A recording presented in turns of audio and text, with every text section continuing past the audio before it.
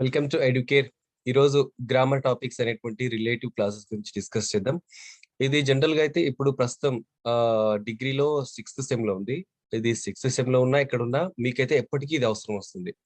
Okay, degree తర్వాత మీరు ఏదైనా స్కూల్లో పనిచేసినా ఇంకెక్కడైనా ఏదైనా కాంపిటేటివ్ ఎగ్జామ్స్ ప్రిపేర్ అయిన వాటన్నింటి కూడా రిలేటివ్ క్లాసెస్ చాలా చాలా అవసరం వస్తుంది. ఎందుకంటే చాలా సార్లు మనం కాంపిటేటివ్ ఎగ్జామ్స్ లో కన్ఫ్యూజ్ అయ్యేటువంటి టాపిక్ ఏంటంటే రిలేటివ్ క్లాసెస్. ఎందుకంటే వీటిలో ఆ రిలేటివ్ క్లాస్ ఏది ఐడెంటిఫై చేయమని చెప్పేసి అడుగుతాడు. తర్వాత అది అడ్వర్బియల్ క్లాసెస్ ఇంకా వేరే క్లాసా అని చెప్పేసి అడుగుతా ఉంటాడు. కాబట్టి ఈ రిలేటివ్ క్లాసెస్ మీద మీరు అవగాహన తీసుకోవడం చాలా ముఖ్యమైన విషయం. కాబట్టి ఇక్కడ వీటి గురించి డిస్కస్ చేద్దాం. ఇంకొకటి ఏమంటే ఇది గ్రామర్ కాబట్టి కొద్దిగా వీడియో లెంత్ ఎక్కువ కావచ్చు, కొద్దిగా ఓపికతో వినండి.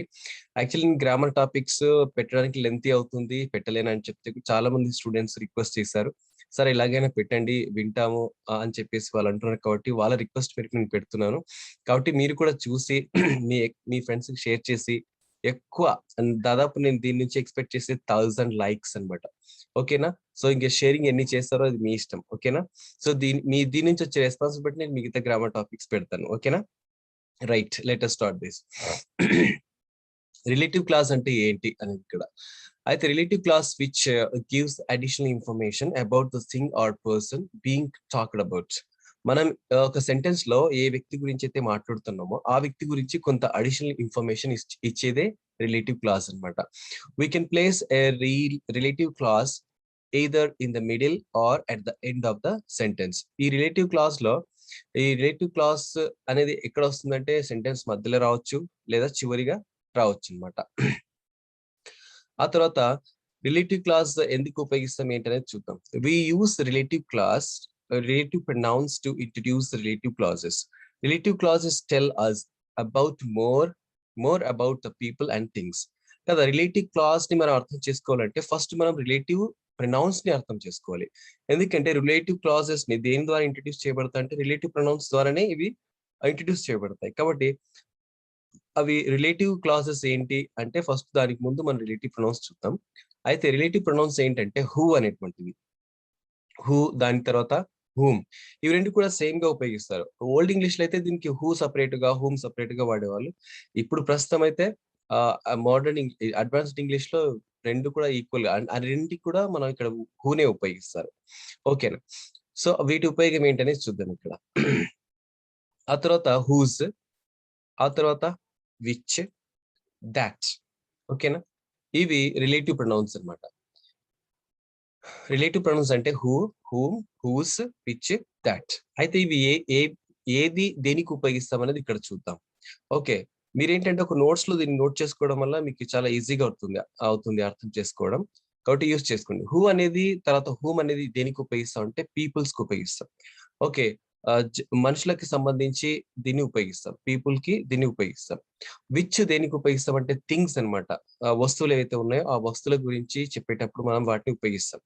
ఓకే, ఫర్ ఎగ్జాంపుల్ ఏవైనా వస్తువులు fan, okay, computer, cell phones ఇవన్నీ కూడా విచ్ కిందకే వస్తాయి, వస్తువుల కిందకి వస్తాయి. కాబట్టి వీటికి మనం ఉపయోగిస్తాం. ఆ తర్వాత దట్ దేనికి ఉపయోగిస్తామంటే ఫర్ పీపుల్ అండ్ థింగ్స్ అన్నమాట. ఆర్ థింగ్స్, ఇది మనుషులకు ఉపయోగిస్తారు, థింగ్స్ కి ఉపయోగిస్తారు దట్ అనేటువంటిది. ఇక హూస్ దేనికి ఉపయోగిస్తారంటే ఓనర్షిప్ ని తెలియచేయడానికి దీన్ని ఉపయోగిస్తారు. లేదా పలానా వ్యక్తి ఒక వస్తువును కలిగి ఉన్నాడు అని తెలియచేయడానికి మనం దీన్ని ఉపయోగిస్తాం. ఇప్పుడు రిలేటివ్ ప్రొనౌన్స్ గురించి చూద్దాం ఇంకొన్ని విషయాలు. రిలేటివ్ ప్రొనౌన్ పర్ఫార్మ్స్ 2 ఫంక్షన్స్ అన్నమాట. అంటే ఇది 2 రకాలైనటువంటి విధులు నిర్వర్తిస్తుంది. అదేంటి అంటే మొదటిది like other pronouns they refer the refer to a noun, a person or thing that has already been mention. ఒక సెంటెన్స్ లో ఆల్రెడీ మెన్షన్ చేసినటువంటి ఒక వస్తువు కావచ్చు లేదా ఒక వ్యక్తి కావచ్చు, వాడి గురించి తెలియచేసేటువంటిదే రిలేటివ్ ప్రొనౌన్ అన్నమాట. ఇదే కాకుండా ఇంకొకటి ఫస్ట్ ఏంటి, సెంటెన్స్ లో ఎవరి గురించి చెప్పబడ్డారో వాళ్ళ గురించి కొంత అడిషనల్ ఇన్ఫర్మేషన్ ఇవ్వడం ఈ ప్రొనౌన్ యొక్క లక్షణం. దాని గురించి తెలియచేస్తుంది అన్నమాట. అయితే ఇంకొకటి ఏంటంటే they also join 2 clauses together. 2 clauses ని కూడా కలపడానికి మనం ఈ రిలేటివ్ ప్రొనౌన్స్ ని ఉపయోగిస్తాం. ఓకేనా? యూస్ ఆఫ్ రిలేటివ్ ప్రొనౌన్స్ చూద్దాం. ఇక్కడ హూ దేనికి ఉపయోగిస్తాం అనేది చూద్దాం ఇక్కడ. అలాగే హూమ్ కూడా రెండు సేమ్ కాబట్టి రెండింటి ఉపయోగం ఇక్కడ చూద్దాం. Who and whom always refer to people. Who is used as the subject of the verb.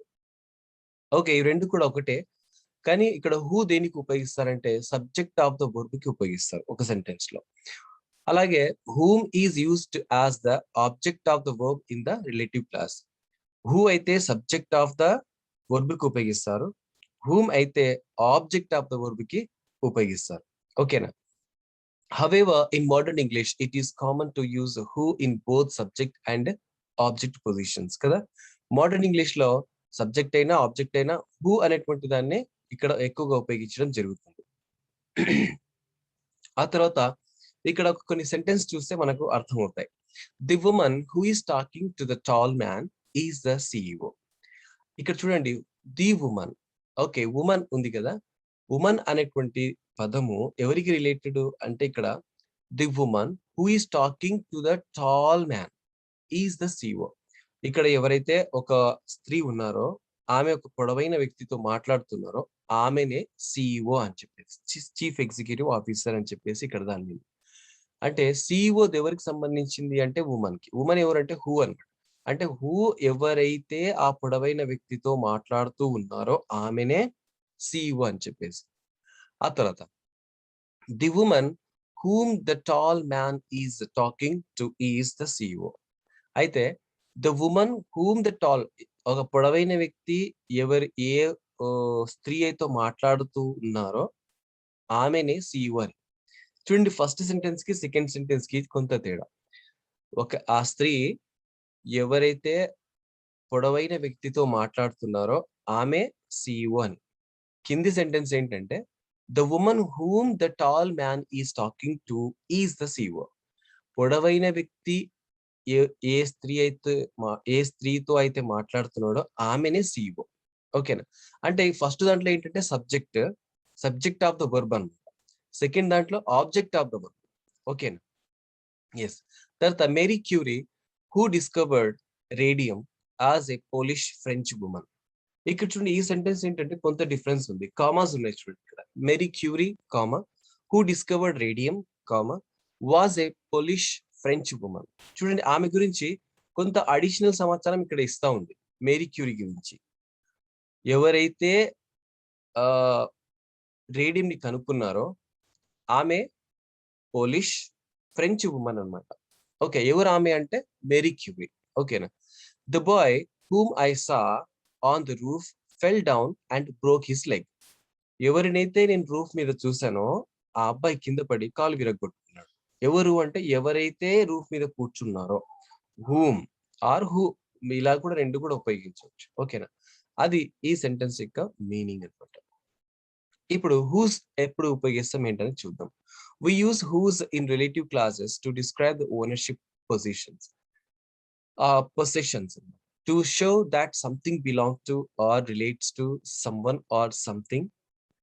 It usually refers to a person, thing, or a group. Whose replaces his, her, its, or their. ఇక్కడ చూడండి, who's దేనికి ఉపయోగిస్తామంటే ownership ని కలిగి ఉన్నారు, పలానా వ్యక్తిది ఈ వస్తువు పలానా వ్యక్తికి సంబంధించింది అని తెలియచేయడానికి మనం ఈ హూస్ అనేటువంటి రిలేటివ్ ప్రొనౌన్ ని ఉపయోగిస్తాం. ఓకే, చాలా మంది స్టూడెంట్స్ ఉపయోగిస్తుంటారు. స్టూడెంట్స్ క్లాస్ రూమ్ లో whose this book, okay whose this classroom, ఇలా ఉపయోగిస్తుంటారు కదా. Whose this box, whose this bag అంటే ఇది ఎవరిది అంటే ఎవరి సొంతం ఇది, దీని ఓనర్ ఎవరు అని చెప్పేసి దాని మీనింగ్ కదా. ఓకే, అలా తెలియచేయడానికి దీన్ని ఉపయోగిస్తారు. అయితే దీని ప్లేస్ లో ఏంటంటే his, her, its or their అని చెప్పడానికి, రీప్లేస్ చేయడానికి దీన్ని ఉపయోగిస్తూ ఉంటారు. ఓకేనా? ఆ తర్వాత ఇక్కడ ఎగ్జాంపుల్స్ చూస్తే మీకు అర్థమవుతుంది. I have never seen a plant whose flowers change colours.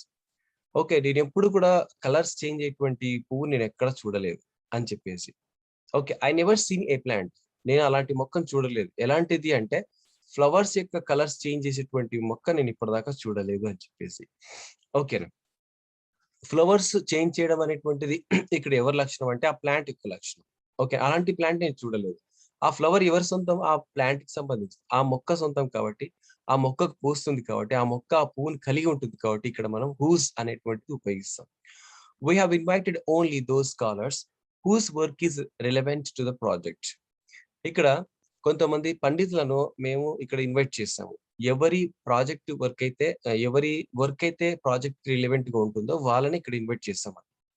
Okay, we have invited only those scholars whose work is relevant to the project.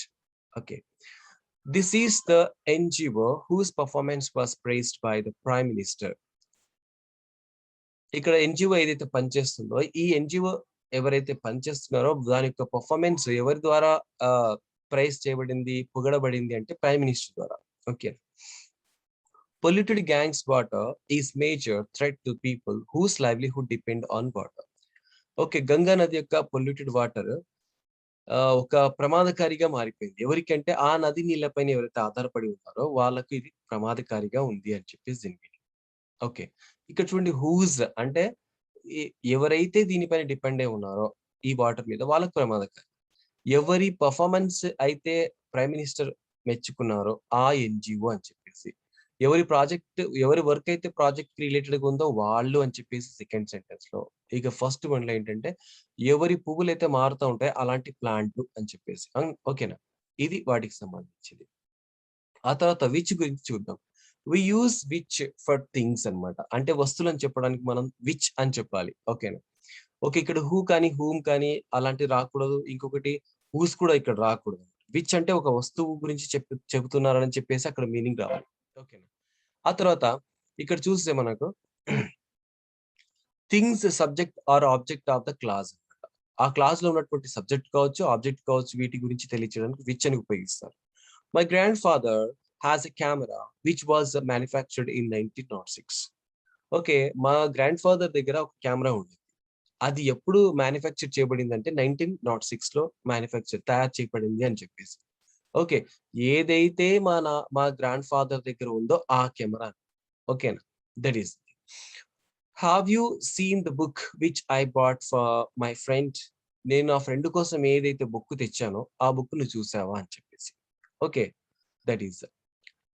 The college students did an experiment which showed the adulteration in milk. Okay, students ఏం చేస్తారంటే ఒక experiment చేస్తారు. ఆ experiment లో ఏం తెలియచేస్తుందంటే పాలు ఏ విధంగా కల్తీ చేయబడుతుందో చూపించింది అనమాట. ఓకే, అడల్టరేషన్ అంటే కల్తీ చేయడం. The painting which I wanted to buy was not for sale. Okay, ఏదైతే నేను పెయింటింగ్ కొనాలనుకున్నానో అది అమ్మకానికి కాదు, అంటే అమ్మకానికి పెట్టలేదు అని చెప్పేసి. ఓకే, విచ్ అనేది ఆ పెయింట్ కి సంబంధించి. విచ్ అనేది ఇక్కడ ఆ అడల్టరేషన్ ఉన్నటువంటి పాలకు సంబంధించింది. ఇక్కడ సెకండ్ సెంటెన్స్ లో విచ్ అంటే బుక్ కి సంబంధించింది. ఇక్కడ కెమెరా అంటే విచ్ అన్నమాట. ఓకేనా, ఇది ఈ సెంటెన్స్ యొక్క మీనింగ్ అండ్ వాటి యొక్క ఉపయోగం. తర్వాత దట్ గురించి చూద్దాం. We use that for persons and things. Okay, American English లో బాగా ఇది ఉపయోగిస్తుంటారు. దాట్ మనుషులకు కానీ వస్తువులకు కానీ వీళ్ళు దాట్ అని ఉపయోగిస్తుంటారు.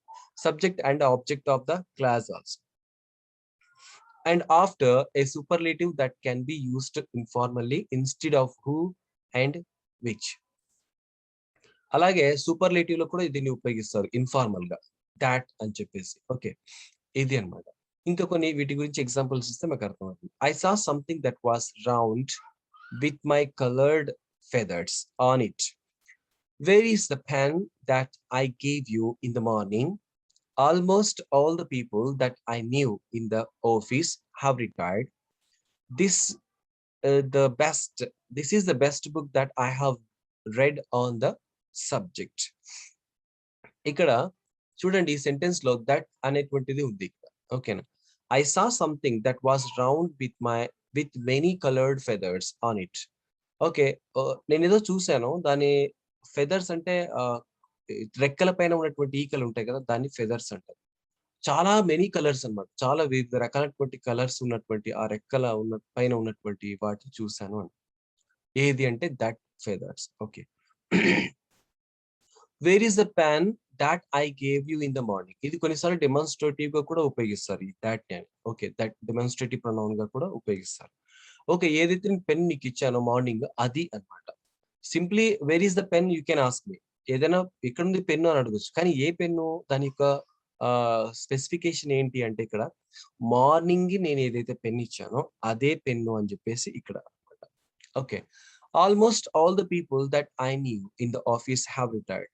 ఓకే, ఎంతమంది అయితే ఆఫీస్ లో నాకు తెలుసో వాళ్ళంతా కూడా రిటైర్ అయిపోయారు. ఓకే. ఓకే. ఇక్కడ దట్ అనేటువంటిది పీపుల్స్‌కి ఉపయోగించారు. అంటే పీపుల్ అనేటువంటి పదానికి ఇక్కడ దట్ వాళ్ళు రిటైర్ అయిపోయారు. అలా ఉపయోగించారు. This is the book that I have read on the subject. ఈ దట్ అనేటువంటిది బుక్ సంబంధించింది. ఓకేనా? ఈ విధంగా మనుషులకు అండ్ వస్తువులకు దట్ అనేది ఉపయోగిస్తారు. ఆ తర్వాత ఇక్కడ కొన్నిసార్లు రిలేటివ్ ప్రొనౌన్ అనేది మనం ఉపయోగించకూడదు కొన్ని చోట్ల. ఓకేనా? దాన్ని ఒమిట్ చేయాలి. ఒమిట్ అంటే కూడదు అని చెప్పేసి.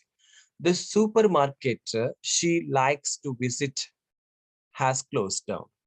ఇక్కడ విచ్ ఉపయోగించినా, ఉపయోగించకపోయినా అవసరం లేదు. అంటే ఒమిట్ చేయాలన్నమాట. తీసివేస్తే బెటర్ అని చెప్పేసి.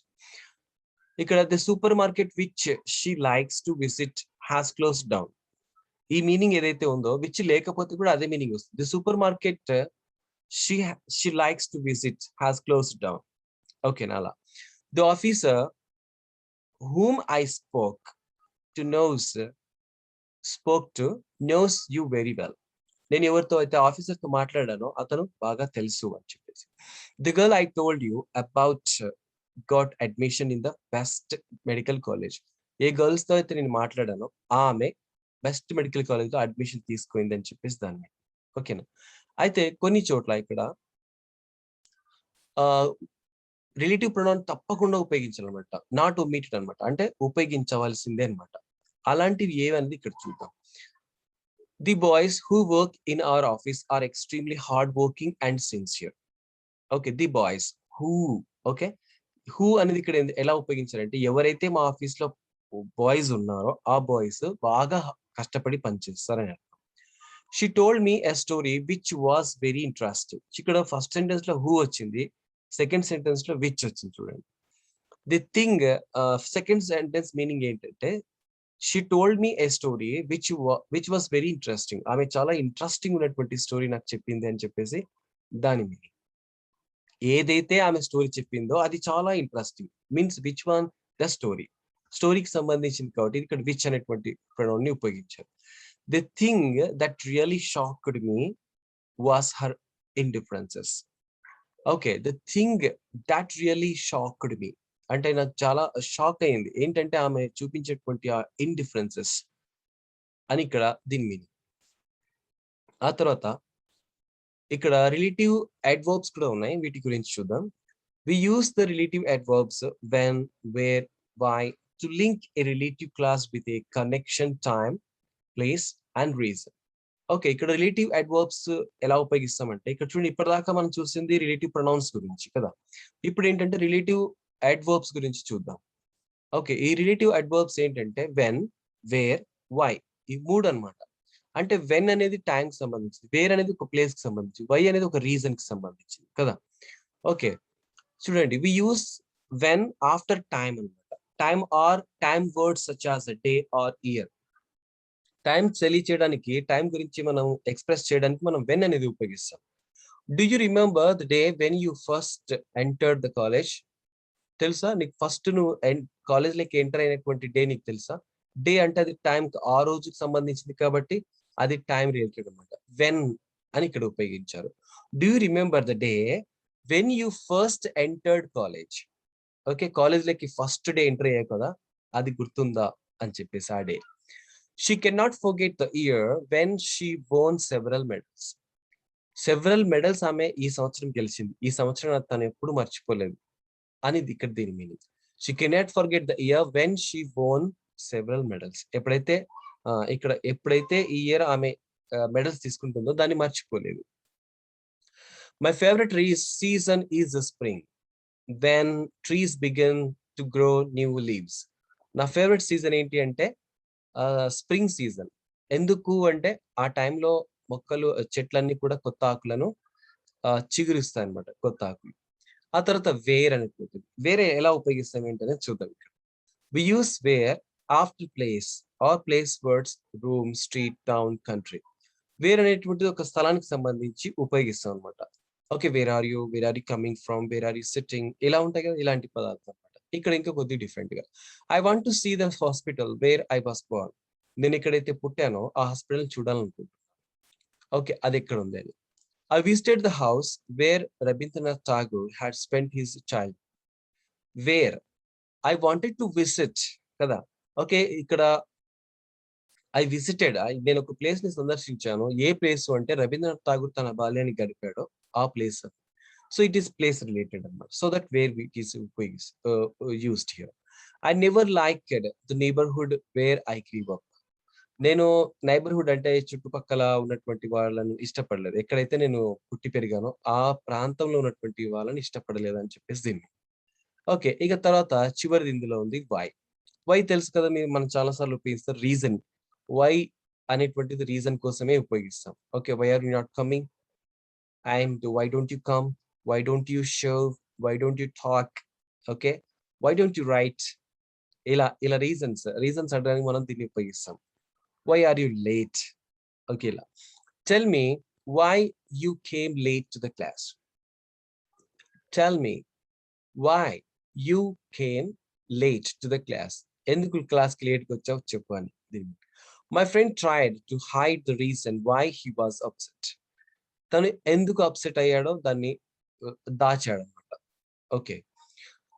There are various reasons why we must complete the project on time. Okay. చాలా రీజన్స్ ఉన్నాయి. మేము ఎందుకు ప్రాజెక్ట్ ఆన్ టైమ్‌లో కంప్లీట్ చేసామని. Types of relative clauses. ఇక్కడ రిలేటివ్ క్లాజెస్ 2 టైప్స్ అన్నమాట. ఓకే. ఈ 2 టైప్స్‌లో ఒకటి డిఫైనింగ్ క్లాస్, ఒకటి నాన్ డిఫైనింగ్. డిఫైనింగ్ అంటే ఏంటంటే defining relative clause defining relative clause provides essential information. అది ఒక క్లాస్ గురించి ఎసెన్షియల్ అంటే చాలా అత్యవసరమైనటువంటి సమాచారం అది అందిస్తుంది.